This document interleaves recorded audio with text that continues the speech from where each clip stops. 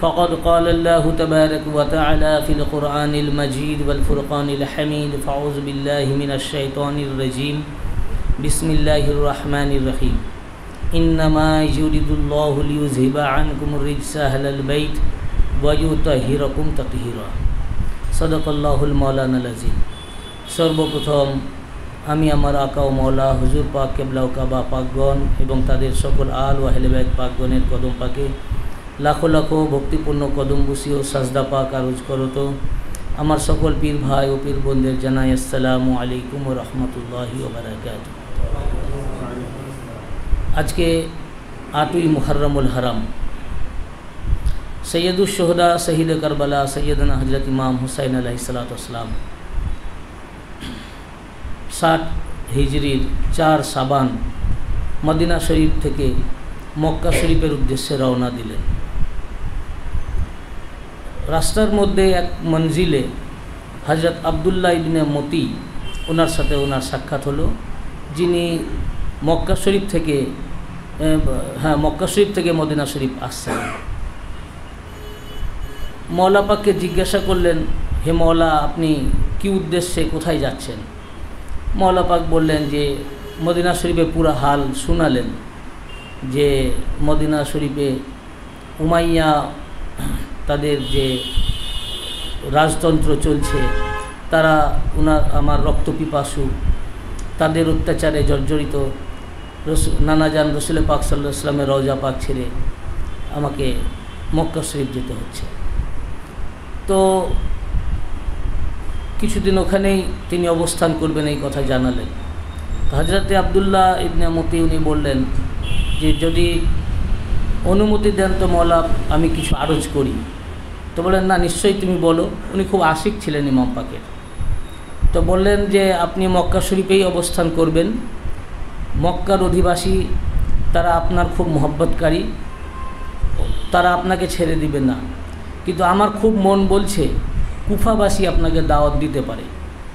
এরা কিন্তু মওলা আলী আলাইহিস সালাম আপনার আব্বাজানের সাথে বিশ্বাসঘাতকতা করেছে এবং কুফা শহরেই ওনাকে শহীদ করেছে মসজিদের ভিতরে। বড় ইমাম পাকের সাথেও খুব বড় একটা গাদ্দারি করেছিল। উনি মুয়াবিয়ার বিরুদ্ধে মোকাবেলা করার জন্য 40,000 কুফি সেনা নিয়ে যাচ্ছিলেন। প্রতিমধ্যে তারাই বিট্রে করলো, বড় ইমাম পাকের জায়নামাজ ছিনিয়ে নিল, মাথার চাঁদুয়া কেড়ে নিয়েছিল এবং ওনার নামাজরত অবস্থায় ওনাকে বর্ষা দিয়ে আঘাতও করেছিল কুফিরা। এবং তারা যুদ্ধ ওনার সঙ্গে সাথ দেয়নি, বাধ্য হয়েছিলেন মুয়াবিয়ার সাথে সন্ধি করতে।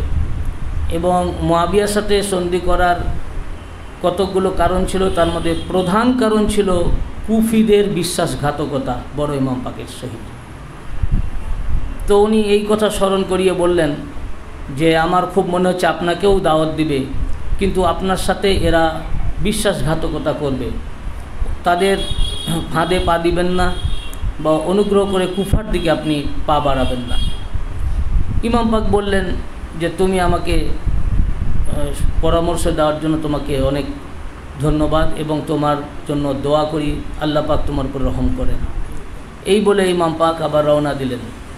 এদিকে মক্কাবাসীরা জেনে গেছে যে ইমাম পাক আসছেন, এই জন্য ইমাম পাককে ইস্তেকবাল করার জন্য তারা মক্কা শহরের বাইরে চলে এসেছেন।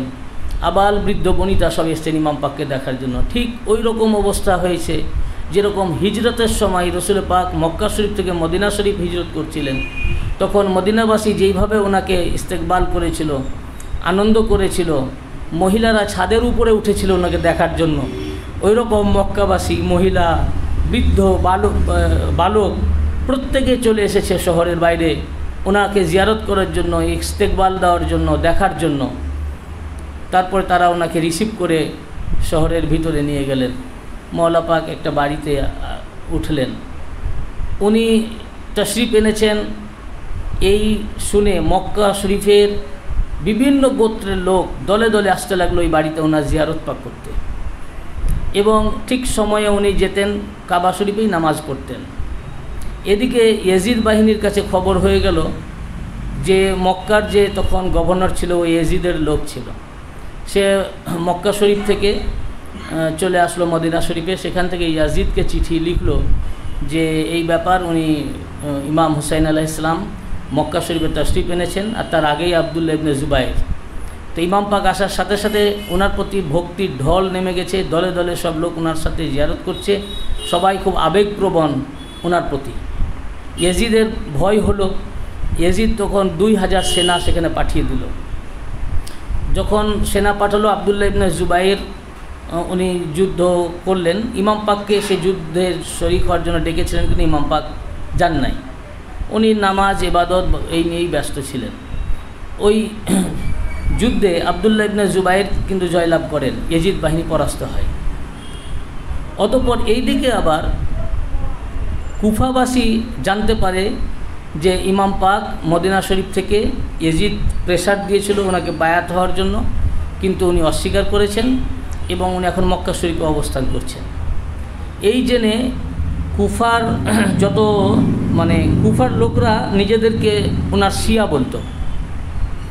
তারা একটা ঘরে মিটিং করলো, সুলাইমান বিন সুরদ ইনার ঘরে সমস্ত কুফার যে তাদের যে বিভিন্ন গোত্রের নেতারা সব একত্রিত হলো, তারা মিটিং করলো এবং সুলাইমান বিন সুরদ তাদেরকে একটা বক্তব্য দিলেন যে দেখো, ইমাম হুসাইন আলাইহিস সালাম উনি মক্কা শরীফ এসেছেন, তো তোমরা যদি ওনার আব্বার সাথে যেভাবে বিশ্বাসঘাতকতা করেছো, ওনার বড় ভাইয়ের সাথে যেভাবে বিশ্বাসঘাতকতা করেছো, ওই রকম যদি বিশ্বাসঘাতকতা না করো, সত্যি যদি ওনাকে ইমাম হিসাবে গ্রহণ করো, ওনার কাছ থেকে হেদায়েত নিতে চাও, তাহলে তোমরা অঙ্গীকার করো, তাহলে আমরা চিঠি ওনাকে পাঠাবো এবং ওনাকে আমরা আহ্বান জানাবো। তো এই সুলাইমান বিন সুরদের কথার উপরে 70 জন কুফি বিভিন্ন গোত্রের নেতা, 70 জন নেতা, তার মধ্যে আমি কয়েকজনের নাম বলছি: মুসাইয়াব ফুজারি, রুকা বিন সাদ্দাদ, হাবিব বিন মাজাহের, মোহাম্মদ বিন কাসির, রিকা বিন আজেব, মোহাম্মদ বিন আশআশ, আব্দুর রহমান বিন আবু মখনাফ, আবদুল্লাহ বিন আফিফ, তারেক বিন আমাশ বিন তারেক, মুখতার বিন আবি উবাইদাহ আশ-শাকাফি। এইরকম 70 জন কুফি লিডার তাদের গোত্রের পক্ষ থেকে কাজী শরীর হাতে শপথ করল। 70 জন কুফি লিডার কাজী শরীর হাতে শপথ করলো যে আমরা শপথ করছি যে আমরা ইমাম পাকের হাতে বায়াত নিব এবং আমরা ওনার জন্য জীবন উৎসর্গ করব। আমাদের শরীরে বিন্দু মাত্র রক্ত থাকতে আমরা ওনার থেকে পিছপা হব না এবং আমরা আগে যেভাবে বিশ্বাসঘাতকতা করেছিলাম আমরা এই ওয়াদা ভঙ্গ করব না। আমরা ওনার জন্য জীবন দিয়ে আমরা লড়াই করব বা ওনার সাথে আমরা শেষ পর্যন্ত থাকব। এই কথার ভিত্তিতে তারা হযরত উবাইদুল্লাহ বিন সালাহ এবং আবদুল্লাহ বিন মিসমা বকরি এই দুজনের হাত দিয়ে চিঠি পাঠালো ইমাম পাকের কাছে, বিভিন্ন গোত্রের চিঠি, এবং একটা চিঠিতে একাধিক গোত্রের সাইন করা। এই চিঠি যখন ইমাম পাকের কাছে আসলো, ইমাম পাক চিঠি পড়লেন, কিন্তু কোনো হ্যাঁ কি না কোনো জবাব দিলেন না। তখন আবার কুফার সর্দারেরা বশির বিন মুশহির এবং আব্দুর রহমান ইবনে উবাইদ এই দুজনকে আবার পাঠালো, আবার কিছু চিঠি দিয়ে পাঠালো এবং সেই চিঠিতে লিখলো যে আমরা আপনার শিয়া, আপনার অনুসারী, আপনার জন্য আমরা জীবন উৎসর্গ করব। আমাদের কোনো হাদি ও রাহবার নাই। ইয়াজিদ আমাদেরকে প্রেসার ক্রিয়েট করছে, তার মতো নাপাক এবং ধর্মদ্রোহী, ইসলাম বিরোধী এই রকম ব্যক্তির হাতে আমরা বায়াত হতে চাই না। আপনি রসুল পাক সাল্লাল্লাহু আলাইহি ওয়াসাল্লামের নওয়াসা, পাঞ্জাতন পাকের আপনি শেষ নূর এবং আপনি হচ্ছেন দুনিয়ার বুকে একজনই রসুল পাকের নওয়াসা এখন হায়াতে আছেন। আপনি আমাদের হাদি ও রাহবার, আমাদের এখন দিন টলমল অবস্থায়, আপনি আমাদের হাত ধরবেন, আপনি আমাদেরকে নাজাত করবেন, এই উদ্দেশ্যে আমরা ডাকছি। আপনি আমাদের মুর্শিদ, আমাদের হেদায়েতকারী, আপনি আমাদের কাছে আসেন, আমাদেরকে গুমরাহি থেকে রক্ষা করেন। এই বলে এসব কথা লিখে চিঠি লিখলেন, কিন্তু এই চিঠিও পড়লেন, তাতে উনি কোনো জবাব দিলেন না।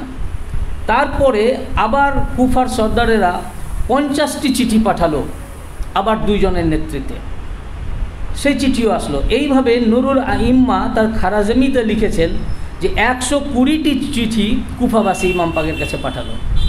ইমাম পাক সব চিঠি পড়লেন এবং সব নিজের কাছে রেখে দিলেন, কোনো উত্তর রেসপন্স করলেন না, হ্যাঁ কি না উত্তর দিলেন না। তারা ফিরে গেল কাসেদরা। পরে এরপর চিঠির পর চিঠি, চিঠির পর চিঠি, চিঠির পর চিঠি আসতে লাগলো। হানি বিন সাবাই এবং সাইদ বিন আবদুল্লাহ তার হাত দিয়ে অসংখ্য চিঠি কুফিরা পাঠালো এই দুজনের হাতে, উনি কোনো উত্তর দিলেন না। এরপরে আবার শীস বিন রাবি, উরওয়া বিন কায়েস, আমর বিন হেজাজ, এদের এই সমস্ত নেতৃস্থানীয় ব্যক্তিদের হাত দিয়ে আবার অসংখ্য চিঠি পাঠানো হলো। সেগুলো ইমাম পাক পড়লেন, কিন্তু তাদেরও উত্তর দিলেন না। লাস্ট আবার সঈদ বিন আবদুল্লাহ সাকাফি, তার হাত দিয়ে চিঠি পাঠালো এবং তাকে বলল যে তুমি ইমাম পাককে সাথে নিয়ে আসবে। এখন এত চিঠি আসতে লাগলো যে বেহাদ, যার কোনো সংখ্যা নাই। তখন ইমাম পাক ঠিক করলেন যে কি করবেন। উনি ওনার হাশেমি খানদানদেরকে ডাকলেন এবং বললেন দেখো বারবার এই চিঠি ওরাই করছে। তো তারা বললেন, হযরত ইবনে আব্বাসও বললেন যে না, আপনার ওখানে যাওয়া ঠিক হবে না, এরা বিশ্বাসঘাতক। তখন তিনি বললেন দেখো যদি আমি তাদের ডাকে সাড়া না দিই তাহলে কিয়ামতের দিনে ওরা বলবে যে আমরা ইমাম পাক ছিলেন, তাকে আমরা সাহায্যের জন্য ডেকেছিলাম কিন্তু তিনি আমাদের ডাকে সাড়া দেননি, বিধায় আমরা গুমরাহ এজিদের হাতে বায়াত হতে বাধ্য হয়েছিলাম, জালেমের হাতে। তো এটাতে আমাকে সাড়া দিতেই হবে, যেতেই হবে। তারা তাদের কাজ করবে, আমাকে আমার কাজ করতে হবে। তখন ওনারা বললেন যে তাহলে এক কাজ করেন, আপনি কাউকে পাঠান আগে, ওখানকার পরিস্থিতিটা দেখেন। তখন ইমাম পাক হযরতে মুসলিম বিন আকিল ওনাকে পাঠানো মনস্থির করলেন। তো তার আগে উনি একটি চিঠি লিখলেন, চিঠি লিখে পাঠালেন যে আমি তোমরা যে এই সত্য কথা বলছো কিনা এই কথা যাচাইয়ের জন্য এবং তোমাদের পরিস্থিতি যাচাইয়ের জন্য আমি আমার চাচাতো ভাই হযরত মুসলিম বিন আকিলকে আমি পাঠাচ্ছি। তোমরা আমার নামে ওনার হাতে বায়াত নিবে এবং তোমাদের অবস্থান সম্পর্কে তিনি সঠিক তথ্য দিলে আমি তোমাদের উদ্দেশ্যে রওনা হব। এই বলে ইমাম পাক একটি চিঠি লিখলেন। সেই চিঠিটা লেখার পর হযরত মুসলিম বিন আকিলকে উনি রওনা করে দিলেন, পাঠিয়ে দিলেন। হযরত মুসলিম বিন আকিল বার হলেন। একটা মঞ্জিল অতিক্রম করার পর উনি দেখছেন যে তার ডান দিকে এক ব্যক্তি একটা হরিণ শিকার করছে এবং তাকে ধরে ফেললো এবং তাকে জবে করলো। এই লক্ষণটা দেখে উনি আবার ফিরে আসলেন, বললেন ইমাম পাক আমি রাস্তার মধ্যে এরকম দেখলাম, তো এটা দেখে আমার খুব ভয় হলো। তো ইমাম পাক বললেন যে তুমি কি কুফা যেতে ভয় পাচ্ছ? তো তুমি যদি ভয় পেয়ে থাকো তাহলে আমি অন্য কাউকে পাঠাই। তোমরা ইমাম পাক আমি জানের ভয় পাই না, আপনার জন্য 70টা জীবন দিতে মুসলিম প্রস্তুত আছে। আমি ভয় পাচ্ছি যে এটা আমার জন্য, আমাকে মনে হচ্ছে যে আমার হয়তো আপনাকে এটা শেষ দেখা, হয়তো বা আমি আর আপনার দেখা পাবো না, তাই শেষবারের মতো আপনার জিয়ারতের জন্য আপনার কাছে এসেছি। এই বলে হযরত মুসলিম বিন আকিল উনি ইমাম হুসাইন আলাইহিস সালামের কাছ থেকে বিদায় নিয়ে মদিনা শরীফ হয়ে কুফা গেলেন। মদিনা শরীফে রাত্রি অবস্থান করলেন, সেখানে ওনার ফ্যামিলিদের কাছে থাকলেন এবং ওনার দুই শাহজাদা ইব্রাহিম, মুহাম্মদ এবং ইব্রাহিম ওনাকে সাথে নিলেন এবং পথ দেখাবার জন্য দুইজনকে নিলেন। প্রতিমধ্যে রাস্তা ভুল করার কারণে এবং পানির তখনকার যুগে খুব অভাব ছিল, পেয়াসে ওই দুইজন রাহবার পথপ্রদর্শক রাস্তার মধ্যে ওনারা ইন্তেকাল করলেন। তারপরে হযরত মুসলিম বিন আকিল কুফায় এসে পৌঁছালেন। কুফায় এসে হযরত মুখতার বিন ওবায়দ ওনার ঘরে তশরিফ আনলেন। ওই দিনই ওনাকে দেখার জন্য প্রচুর সব কুফি সব ওনার কাছে হুমড়ি খেয়ে পড়ল। একদিনেই 12,000 কুফি ওনার হাতে ইমাম পাকের নাম পাকে বায়াত গ্রহণ করলেন, 12,000। তারপরে এইভাবে বায়াত হতে লাগলো। এখন কত বায়াত হয়েছে এই নিয়ে অনেক মতান্তর হিস্ট্রির মধ্যে এসে, কেউ কেউ বলেছেন 18,000, কেউ কেউ বলেছেন 40,000 শেষ পর্যন্ত মোট টোটাল কুফি বায়াত নিয়েছিলেন ওনার কাছে। এখন এদিকে ইবনে ইয়াজিদের কাছে খবর চলে গেল যে এখন মুসলিম বিন আকিল ইমাম পাকের চাচাতো ভাই উনি কুফায় এসেছেন এবং সমস্ত কুফিরা ইমাম পাকের কাছে নামে ওনার কাছে বায়াত নিচ্ছে। তখন ইয়াজিদ চিন্তায় পড়ে গেল কি করা যায়। তো তার এক পরামর্শদাতা ছিল, তার নাম শারজিল। তাকে বলল কি করা যাবে। তখন সে বুদ্ধি দিল যে বসরার যে এখন গভর্নর আছে উবাইদুল্লাহ ইবনে জিয়াদ, সেই এই কাজের উপযুক্ত। উবাইদুল্লাহ ইবনে জিয়াদ মানে জিয়াদ ইবনে আবির ছেলে। জিয়াদ ইবনে আবি বলা হয় এই জন্য, অ্যাকচুয়ালি ও আবু সুফিয়ানের অবৈধ সন্তান ছিল। তো এই জন্য ওর পরিচয় দেওয়া হতো না। তার পিতার সন্তান জিয়াদ, এই বলে তাকে বলা হতো। তো যখন সিফফিনের যুদ্ধ হয়, জিয়াদের খুব বুদ্ধি ছিল, এদের কূটবুদ্ধি খুব হয়। তখন মুয়াবিয়া বলল যে তুমি আমার দলে আসো। তো জিয়াদ বলল যে আমি একটা শর্তে যেতে পারি, যে আমাকে আমার পিতার পরিচয় দিতে হবে। তার পিতা আবু সুফিয়ান, তাকে আবু সুফিয়ানের পরিচয় সে দিতে পারতো না। তাকে ডাকা হতো মায়ের নামে জিয়াদ ইবনে সুমাইয়া, অথবা বলা হতো জিয়াদ ইবনে আবি, মানে তার পিতার পুত্র জিয়াদ। তো মুয়াবিয়া দেখলো যে একে আমার নেওয়া দরকার। তোমরা আচ্ছা ঠিক আছে, তুমি তোমার পিতার পরিচয় দিবে, আজ থেকে তোমার নাম জিয়াদ ইবনে আবু সুফিয়ান। সেই জিয়াদের ছেলে উবাইদুল্লাহ। বুঝতে পারছেন, আমি এই জন্য এই ফ্যামিলি এইটুকু বললাম যে কেমন সন্তান হবে, আর এই লোকটার জন্যই বললে এই উপযুক্ত হবে। তখন উবাইদুল্লাহ ইবনে জিয়াদ কুফায় আসলো। কুফাতে আসার সময় সে একটা নাটক করলো। সে হেজাজের রাস্তা ধরে আসলো, মানে ইমাম পাকের আসার কথা আছে, যাতে ইমাম পাক তাকে ভাবে। সে পাগড়ি পরেছিল এবং মুখ আমামা দিয়ে ঢাকা ছিল, আর রাতের চাঁদনির রাত ছিল। রাত্রিবেলায় সে মক্কা কুফাতে প্রবেশ করলো।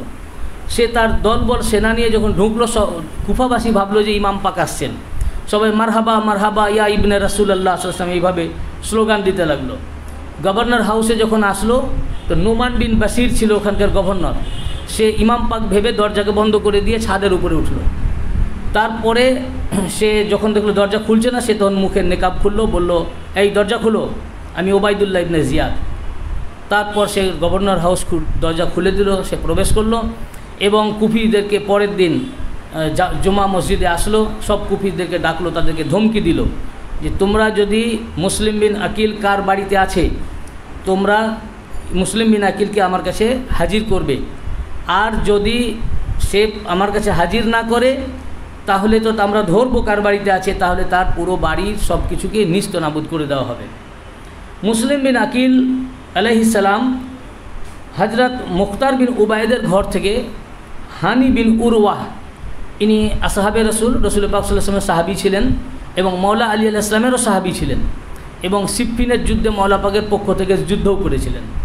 ওনার ঘরে উনি আসলেন এবং ওনার ঘরে কুফিরা সব আসা যাওয়া করতে লাগলো এবং ওনার কাছে বায়াত হতে লাগলো গোপনে গোপনে। কিন্তু এটা কেউ জানতে পারলো না। উবাইদুল্লাহ ইবনে জিয়াদ একটা প্ল্যান করলো যে কীভাবে তাকে, কেউ তো ধরতে পারছে না যে কোথায় আছে। তখন এক ব্যক্তিকে ঠিক করলো, এক গোয়েন্দা, তার নাম ছিল মাকাল। তাকে বলল 3000 দিরহাম দিল, দিয়ে বলল যে তুমি যারা আলীর ভক্ত বলে নিজেদেরকে, তাদের মধ্যে ঢুকে যাও, আর তুমি নিজে শিয়ানে আলী সেজে যাও, দিয়ে তুমি বলবে যে আমি অমুক দেশ থেকে, অন্য দেশ থেকে এসেছি, ওনার ভক্ত, শুনেছি মুসলিম বিন আকিল এখানে এসেছেন, তো ওনার জিয়ারতের জন্য এসেছি, আর ওনার জন্য কিছু আমার নজরানা আছে, এই থেকে উনি যুদ্ধের জন্য তরবারি ঘোড়া ইত্যাদি ইত্যাদি ক্রয় করবেন। তো সেই গোয়েন্দা মসজিদে আসলো। তো মসজিদের মধ্যে দেখলো যে কাকে ধরা যায়। তখন দেখলো একজন ব্যক্তি, তখন যারা ওনার শিয়া বলতো নিজেদেরকে, তারা শুভ্র পোশাক পরতো, সাদা। তো একজন সাদা পোশাক এই তোপ আর কি, জুব্বা পরিহিত, নামাজ হয়ে যাওয়ার পরে উনি মসজিদে খুব নামাজ পড়ছেন, আস্তে আস্তে রুকু করছেন, আস্তে আস্তে সাজদা করছেন, এবং ওনার সব দেখে মনে হলো যে এই লোকটা মনে হচ্ছে ওনাদের ভক্ত আছে আহলে বাইতের। তো তার কাছে গেল, নামাজ যখন শেষ হলো, এসে বলল যে আমি হচ্ছি অমুক দেশ থেকে এসছি, আমি আলী আলাইহিস সালামের মোহাব্বতকারী, শুনলাম মুসলিম বিন আকিল এইখানে আছেন, ওনার উপরে আমি ওনার জিয়ারতের জন্য এসেছি এবং ওনার জন্য কিছু নজরানা পাক আছে।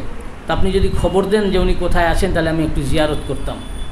তো বলে আপনার নামটা আমি একটু জানতে পারি? তো উনি বললেন আমার নাম মুসলিম বিন আউসাজা, উনিও ইমাম পাকের ভক্ত। তো ঠিক জায়গাতেই পেয়েছে। তো উনি সোজা সরল মানুষ, বুঝতে ধোকায় পড়ে গেলেন। তো বললেন যে তুমি ওনার মান্যওয়ালা, নাজরানা নিয়ে এসেছো, ওনার জিয়ারত পাক করবে, তো ঠিক আছে তাহলে তুমি কালকে এসো, কিন্তু কাউকে জানাবে না। যে তারপর দিন কালকে আসলো, সোজা উনি তাকে হজরতে হানি বিন উরওয়ার ঘরে নিয়ে গেলেন এবং হানি বিন উরওয়ার ঘরে গিয়ে মুসলিম বিন আকিলের হাতে উনি বায়াত নিলেন এবং সে নাজরানাও পেশ করলেন। তারপরে সে ফিরে আসলো, এসে ইবনে জিয়াদকে খবর দিয়ে দিল যে উনি হজরতে হানির ঘরে আছেন। হজরতে হানির দুই বন্ধু ছিলেন, ওনারাও মান্যওয়ালা ছিলেন। তারা রীতিমতো ইবনে জিয়াদের কাছে আসতো জানার জন্য, তার মজলিসে বসতো। তাদেরকে জিজ্ঞাসা করলো হজরতে হানির কোনো খোঁজ পাওয়া যায় না কেন, আসে না? মানে তিনারা নেতৃস্থানীয় ব্যক্তি ছিলেন, তো এই জন্য যে সে আসে না কেন। তো বলে তিনি অসুস্থ আছেন। বললেন না, অসুস্থ নাই, ওনাকে আমি খবর পেয়েছি, ওনাকে আমার এখানে ডেকে নিয়ে আসো, দরকার আছে। যাক, তারা দুজনে হজরত হানিকে বললেন। হানি আসলেন, হানিকে জিজ্ঞাসা করলেন যে আপনার ঘরে মুসলিম বিন আকিল রয়েছে? তো বললেন যে না। উনি প্রথমে এনকার করলেন। তখন মা কালকে সামনে নিয়ে আসলো যে নাকি চিনতে পাচ্ছেন? তখন উনি বুঝে গেছেন আমি তো ধোকায় পড়ে গেছি। তখন উনি বললেন হ্যাঁ, মুসলিম বিন আকিল আমার এখানে আছেন। উনি রসুল পাক সাল্লাল্লাহু আলাইহি ওয়াসাল্লামের আহলে বাইত, আমি ওনাকে ডাকি নাই, উনি আমার এখানে এসেছেন। তো উনি আমার কাছে আশ্রয়ে এসেছেন, তো আহলে বাইত পাককে তো আমি জায়গা দিবই। তো বলে ওনাকে আপনি এখানে সোপর্দ করেন। উনি রাজি হলেন না। এ অনেক বড় ঘটনা আছে। শেষ পর্যন্ত হযরত হানিকে শহীদ করলো এবং ওই আগের দুজনকেও শহীদ করলো। হজরতে মুসলিম বিন আকিল যখন খবর পেলেন যে হজরতে হানিকে শহীদ করেছে, তখন উনি 12,000 সেনা নিয়ে বেরিয়ে গেলেন এই গভর্নর হাউস করার জন্য। পথে আরও কিছু সেনা যোগদান করলো, দিয়ে 20,000 সেনা হলো। 20,000 সেনা নিয়ে যখন মানে গভর্নর হাউসে উনি প্রবেশ করবেন, ঠিক সেই সময়তে কুফার কিছু লিডার ওখানে ছিল। তারা তাদেরকে শিখিয়ে দিল, সে ছাদের উপরে উঠে কুফার জনগণকে বলল যে তোমরা এত বেওকুফ কেন, তোমরা যে এইভাবে ওনার সাথে এসছো, অতি সত্বর শাম থেকে বিশাল বাহিনী আসছে। আর ইবনে জিয়াদ বলেছে সেই বাহিনী প্রবেশ করলে তোমরা যারা যুদ্ধের জন্য এসেছো বা মুসলিম বিন আকিল ওনাকে মাদাদ করছো, তোমরা যদি পালিয়েও যাও তো তোমাদের যাকে পাবে আত্মীয় স্বজন বেগুনাহ লোক তাকে ধরা হবে এবং হত্যা করা হবে এবং তাদের বাড়ি ঘরকে ধ্বংস করে দেওয়া হবে। নিরপরাধীকেও হত্যা করা হবে তোমাদেরকে না পাওয়া গেলে, যাকে পাওয়া যাবে বাড়িতে। এই ভয়ে অনেক লোক ওনাকে ছেড়ে পালিয়ে গেল। এমন সময় নামাজের টাইম হলো, মাগরিবের আজান। উনি মসজিদে গেলেন, নামাজ পড়লেন। ওনার পিছনে অনেকে চলে গেছে, আবার অনেক আছে, প্রায় 500 মতো। নামাজ পড়িয়ে সালাম ফিরিয়ে দেখছেন যে মাত্র 10 জন ওনার সাথে রয়েছে। তারপরে পিছনে মসজিদ থেকে যখন বেরোচ্ছেন সেই 10 জনও পালিয়ে গেছে। উনি একা, উনি কোথায় যাবেন? এইভাবে উনি রাতের বেলায় উনি কোন বাড়িতে যাবেন, কার বাড়িতে উঠবেন, কোন দিশেহারা। প্রত্যেক বাড়ি নিজে নিজের দরজা লাগিয়ে দিয়েছে। দেখুন, যারাই ওনার কাছে মুরিদ হলো, বায়াত নিল, তারাই দরজা বন্ধ করে দিয়েছে যেন ঘরে প্রবেশ করতে না পারে। তারাই বলেছিল যে আমাদের দেহে এক বিন্দু রক্ত থাকতে আমরা মানে আপনাদের সাথে বিশ্বাসঘাতকতা করব না, আপনার জন্য লড়াই করে যাব। তারা ওনাকে ঘরে ঢুকতে দিচ্ছে না। উনি খুব পিপাসার্থ হয়ে পড়েছেন। একজন মহিলাকে দেখলেন দরজায় বসে আছে। উনি তাকে বললেন যে একটু পানি হবে। তো উনি ঘরে গেলেন, ঘর থেকে একটু পানি ওনাকে গ্লাসে এনে দিলেন, পানি পান করলেন। উনি খুব ক্লান্ত হয়ে পড়েছিলেন। উনি দরজার পাশে বসে পড়লেন। তো উনি বললেন আমার ঘরে তো কোনো পুরুষ লোক নাই, আর আপনি এখানে বসলে লোকে তো কি বলবে। তো উনি আপনি কোথা থেকে এসছেন? তখন উনি বললেন যে আমি মাজলুম, অত্যাচারিত, আমি মক্কা শরীফ থেকে আসছি, আমি মুসলিম বিন আকিল। তো আপনি মুসলিম বিন আকিল? সঙ্গে সঙ্গে উনি উঠে দাঁড়ালেন এবং তাকে ঘরে নিয়ে গেলেন। উনি ছিলেন তোয়া বিবি, ওনার মুহাব্বতকারী। ওনাকে একটা খাস একটি কামরা দিলেন, সেখানে উনি থাকলেন, অবস্থান করলেন এবং তার জন্য খাবার দাবারের ব্যবস্থা করলেন। রাত্রিবেলায় তার ছেলে আবার ইনাদের দুশমন, সে ইবনে জিয়াদের দরবার থেকে আসলো। সে ঘোষণা করেছিল যে মুসলিম বিন আকিলকে ধরে দিতে পারবে তাকে এই পুরস্কৃত করা হবে। সে দেখলো রাতের বেলায় মাঝে মাঝেই তার আম্মা মাঝে মাঝে ওই কামরার দিকে যায়, সেই কামরা বন্ধ থাকতো, কেউ ব্যবহার করতো না, তো মাঝে মাঝে কী জন্য যায়, তো জিজ্ঞাসা করলেন যে মা তুমি ওই কামরায় কেন যাও, তো উনার আম্মা কিছু বলেন না। তারপরে যাই হোক সে জানতে পারে যে ওখানে হযরত মুসলিম বিন আকিল আছে, বলে তো তুমি আমাকে বলো নি। সে তার মাকে কিছু জানালো না, সে সোজা এতে গিয়ে ইবনে জিয়াদকে সে খবরটা দিয়ে দিল। ইবনে জিয়াদ 3000 সেনা পাঠালো একজনকে ধরার জন্য।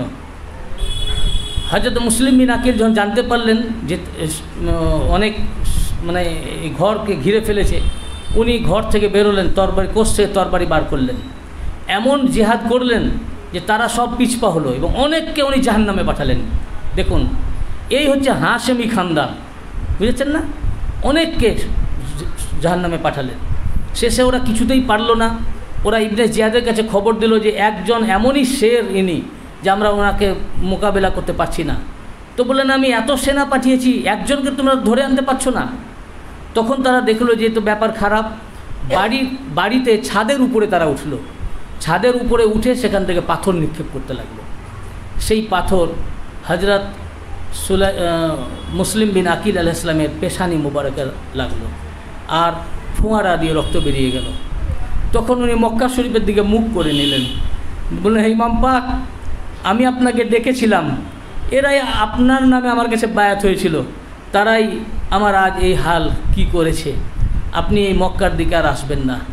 কিন্তু তার আগে উনি চিঠি দিয়ে দিয়েছেন যে মক্কা শরীফের অবস্থা ভালো, এত এত শহীদ বায়াত হয়েছে, আপনি চলে আসুন। তো এইরকম উনি ওইদিকে মুখ করে দোয়া করছেন, এমন বদবাক আর একটি পাথর মারলো, তো ওনার এই ওষ্ঠ মুবারকের লাগলো এবং দাঁত মুবারক ভেঙে গেল। তখন উনি ওখানে একটা দেওয়ালে ঠেস দিয়ে বসে পড়লেন। তো বাড়ির মালিক বেরিয়ে আসলো, এসে বলল যে আপনি আমার বাড়ির দেওয়ালে ঠেস দিবেন না। উনার হাতে ওরাই বায়াত হয়েছিল, হয়ে উনি ঠেস দিয়েছেন, তো বলে আমার বাড়িতে আপনি দেওয়ালে আপনি ঠেস দিবেন না। এরপর তরবারি নিয়ে ওনাকে একটা আঘাত করলো, তো ওনার ওষ্ঠ মুবারক কেটে গেল এবং দাঁতও কিছু পড়ে গেল। উনি খুব তৃষ্ণার্ত হয়ে পড়লেন, উনি পানি চাইলেন, কিন্তু সব কুফি দাঁড়িয়ে আছে চারিদিকে, কেউ ওনাকে পানি দিচ্ছে না। দেখুন এই হচ্ছে কুফি, বুঝেছেন না, এদেরকে বেওয়াফা বলা হয়। ওনাদের ওয়াদা করে ওয়াদা ভঙ্গ করা, বারবার ওনাদের সাথে ওয়াদা ভঙ্গ করেছে, ওনাদের সাথে বিশ্বাসঘাতকতা করেছে। এই যে কারবালা যে হলো, কারবালা সূত্রপাত হয়েছে সাকিফায়, এবং এই সাকিফার লোক আর এই কুফি এই দুটো হাত মিলে কাজটা করেছে, বুঝতে পেরেছেন না। এদের একটা ষড়যন্ত্র হয়েছে। আসলে এরা ইয়াজিদি বাহিনী বা উমাইয়া বা এরা যারা নিজেদেরকে সুন্নি বলতো, এরা দেখলো যে কোনোভাবেই ইনাদেরকে বাগে আনা যাচ্ছে না। এখন কুফার লোকরা ওনার অনুসারী বলে, আর কুফার লোকরা হচ্ছে খুব লোভী, প্রচণ্ড লোভী। ওরা দেখলো যে এদেরকে যদি লোভ দেখানো যায় তা হাতে আনা যাবে, আর এদেরকে দিয়ে কাজ করতে হবে। তখনই এই ইয়াজিদ এই কুফিদেরকে হাত করে এই কাজগুলো করলো, বুঝতে পেরেছেন না। মানে এরা কিন্তু স্বামীদের কাছে বিক্রি হয়ে গেছিল। এই যে মুসলিম বিন আকিলের সাথে এই যে ব্যবহার করলো, তখন তো স্বামী ফৌজ আসেনি, সব কুফিরাই করছে। স্বামীর যে লিডার আছে সে স্বামী, কিন্তু যারা সৈন্য রয়েছে যারা করছে ওখানকার লোকরা সব কুফি। তো কেউ পানি নিয়ে আসলো না, তোয়া বিবি একটা পাত্রে করে পানি নিয়ে আসলেন। তো উনি পাত্রটা এইভাবে ধরলেন, যেই মুখ লাগালেন তো রক্তে পুরো বাটিটা ভর্তি হয়ে গেল। তো উনি পানিটা ফেলে দিলেন, তোয়া বিবি আর এক বাটি পানি এনে দিলেন, ওইটা আবার মুখ দিতেই রক্ত তো সবসময় ঝরছে, আবার পুরো বাটিটা রক্তপূর্ণ হয়ে গেল। তখন উনি ওটাও ফেলে দিলেন, আবার তৃতীয় বাটি 3 বাটি দিল, সেই পানিটা আবার মুখে ধরেছেন, ধরতে আবার রক্তপূর্ণ হয়ে গেল। তখন ওই বাটিটা ধরে বললেন, ইয়া আল্লাহ, আমার আর দুনিয়ায় পানি পান করা হবে না, তুমি আমার যতটুকু রিজিক রেখেছিলে আমার রিজিক শেষ হয়েছে, এখন তুমি আমার জন্য কৌসারের পানি নির্ধারণ করে রেখেছো। ঠিক এই মুহূর্তে এক বদবাক ওনাকে নেজা দিয়ে আঘাত করলো, উনি তখন পড়ে গেলেন। তখন ওরা চারিদিক থেকে ওনাকে ঘিরে ফেললো, ঘিরে ওনাকে ইবনে জিয়াদের কাছে নিয়ে গেল। ইবনে জিয়াদকে উনি কোনো সালাম দিলেন না। তো একজন বলল যে তুমি ওনাকে সালাম দিলে না কেন? তো বললো উনি ইমামে জামান আছেন। তখন উনি উত্তর দিলেন যে ও বদবক ইমামে জামান কি করে হয়? ইমামে জামান আমার ইমাম, আমার মৌলা ইমাম হুসাইন আলাইহিস সালাম, উনি এই জামানার ইমাম আছেন, উনি ছাড়া আমি কাউকে ইমাম মনে করি না। আর দুশ্মনে ইমাম হুসাইনের উপরে সালাম দেওয়া জায়েজ নাই। তখন সে ইবনে জিয়াদ বলল যে এনাকে কে হত্যা করবে? তখন এক ব্যক্তি উঠে দাঁড়ালো, সে বলল যে আমি ওনাকে হত্যা করব, কারণ আমার পিতাকে ইনি হত্যা করেছিলেন, তার প্রতিশোধ আমি নিব। তো বললো তাহলে ছাদের উপরে নিয়ে যাও। তো রওজাতুশ শুহাদা কিতাবের মধ্যে একটি কথা লেখা আছে, যখন ছাদের উপরে নিয়ে যাওয়া হলো তো সে যখন তরবারি বার করলো, বার করার সাথে সাথেই তার হাতটা অবশ হয়ে গেল, অবশ হয়ে গেল। সে তখন বললো যে আমার হাত আর কাজ করছে না। তাহলে এটা কি কথা, তাই আবার হয় নাকি? তখন ইবনে জিয়াদ অন্য আর একজন কুফিকে নির্দেশ করলো। সে যখন গেল তো দেখছে যে ওনার সামনে রসুল পাক সাল্লাল্লাহু আলাইহি ওয়াসাল্লাম দাঁড়িয়ে আছেন। সেও পারল না।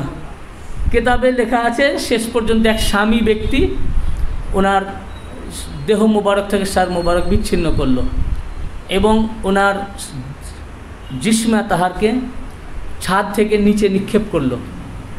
অতঃপর ওনার সার মুবারক এতে পাঠিয়ে দিল, সিরিয়ায় ইয়াজিদের কাছে পাঠিয়ে দিল।